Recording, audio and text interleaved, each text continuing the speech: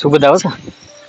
අද මම ඔබත් එක්ක මේ ඇතුල් වෙන්නේ ලෝකෙ තිබුණ පළවෙනි රෝහල වෙන්නත් පුළුවන්. ලෝකෙ තිබුණ ඉපැරණිම රෝහල කියන්නත් පුළුවන්. විශේෂයෙන්ම මේ රෝහල් ඉදි කරන්නේ අදින් වසර 2400කට විතර කලින්. මේ තමයි මිහින්තලේ තියෙන ඉපැරණි රෝහලේ නටබුන් එහෙම නැත්නම් නෂ්ටාවශේෂ සහිත ගොඩනැගිල්ල පිළිබඳව තමයි අද මේ වීඩියෝ එකෙන් කතා කරන්නේ. විශේෂයෙන්ම මම මේ ස්ථානය පිළිබඳව සවිස්තරාත්මක විග්‍රහයක් ඔබට කරන්න රෝහල අභ්‍යන්තරයට ගිහිල්ලා. මේ අනුරාධපුර රාජධානියේ සමයේ රෝහල් ඉදි කරන්නේ විශේෂයෙන්ම ක්‍රිස්තු වර්ෂ 4 වෙනි සියවසේ. ඒ කියන්නේ මම අර කලින් කිව්වා වගේ අවුරුදු 2400කට විතර කලින් ඉඳලා. එතකොට මේ රෝහල් ඉදි කරා කියලා මුලින්ම සඳහන් වෙන්නේ පණ්ඩුකාභය රජතුමා කාලේ අනුරාධපුර රාජධානියේ හිටපු ජනතාවගේ අභිවෘද්ධිය උදෙසා රෝහල් ඉදි කරා කියලා සඳහන් වෙලා තියෙනවා. ඒ වගේම තමයි මේ සඳහා තවත් රජවරු රාශියක් මේ රෝහල් ඉදි කිරීම සඳහා අනුග්‍රාහකත්වය ලබා දීලා තියෙනවා. ඉතින් ඒ රජවරුන්ගේ නාමාවලි නම් ටික මම ඔබට දාන්නම්. ඒ වගේම තමයි විශේෂයෙන්ම මේ රෝහල් පිළිබඳව කතා කරද්දී අමතක කරන්න බැරි රජවරයෙක් තමයි බුද්ධදාස රජතුමා. ඉතින් බුද්ධදාස රජතුමාගේ කාලයේදී සෑම ගම් 10කටම එක රෝහලක් ඉදි කරා කියලා මහාවංශය සඳහන් වෙලා තියෙනවා.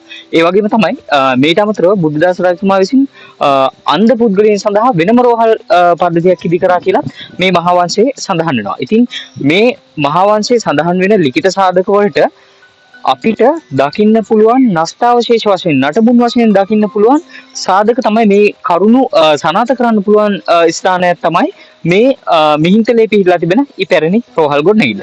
ඉතින් මේ ස්ථානයේ සුවිශේෂ ලක්ෂණ ගොඩක් අපිට දකින්නට ලැබෙනවා. අපි ඒවත් එකින් එක බලමු.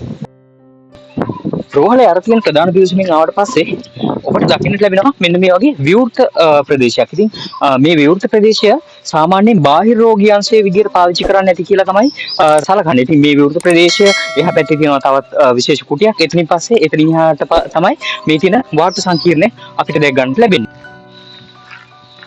මෙතන මම අර කිව්ව කොරිඩෝව තමයි තියෙන්නේ. ඉතින් මේ කොරිඩෝව දිග යන්න මාර්ගයක් වගේ නිර්මාණය කරලා තිනවා. ඉතින් මේ දකුණු අත පැත්තේ තියෙන්නේ විශේෂයෙන්ම ඒ රෝහලේ නිවාසික රෝගීන් නතර වුණා කියලා සලකන්න පුළුවන් ගොඩනැගිලි කාමර සංකීර්ණ. ඉතින් ඒ කාමර වලට යන්න මේ කාමර වටේටම මේ විදිහේ කොරිඩෝවක් වගේ නිර්මාණය කරලා තියෙනවා.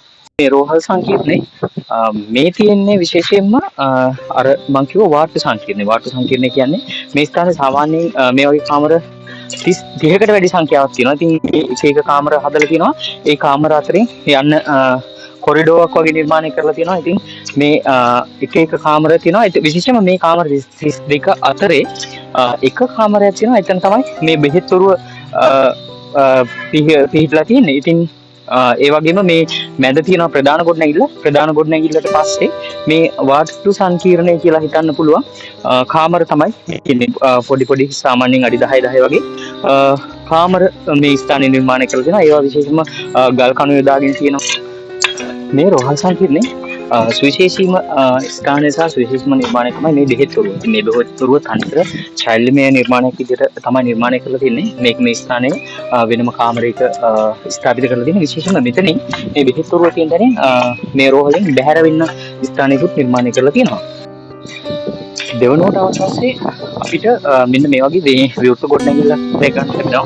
ඉතින් මේ ගොඩනැගිල්ල මේ රෝහල මැද්දේ තමයි ස්ථාපිත කරලා තියෙන්නේ. ඉතින් මේ ගොඩනැගිල්ල වටේට තමයි අර මං කිව්ව නිවාසික රෝගීන්ට ප්‍රතිකාර සඳහා නිර්මාණය කළා කියලා සලකන්න පුළුවන් වාස්තු සංකීර්ණය නිර්මාණය කරලා තියෙන්නේ.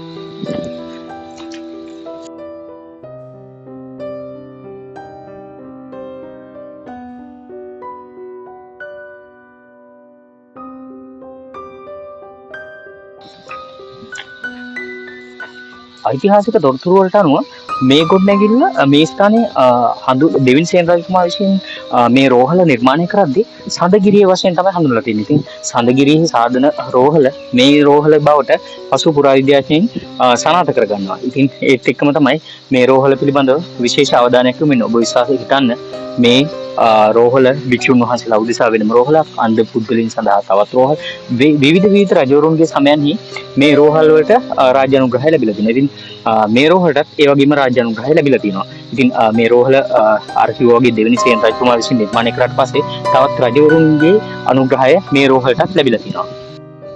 ඒ වගේම තමයි ක්‍රිස්තු වර්ෂ 898 සහ 914 වගේ කාලවල රජකම් කරපු හතරවන කාශ්‍යප රජතුමාගේ අනුග්‍රහයත් මේ රෝහලට ලැබිලා තියෙනවා. ඉතින් ඒ බව පුරාවිද්‍යාඥයන් සනාථ කරගෙන තියෙනවා. ඉතින් ඒ වගේම මේ ස්ථානය විශේෂම රෝහලක් කියලා හඳුනා ගන්න සාධක තියෙන්න ඕනේ.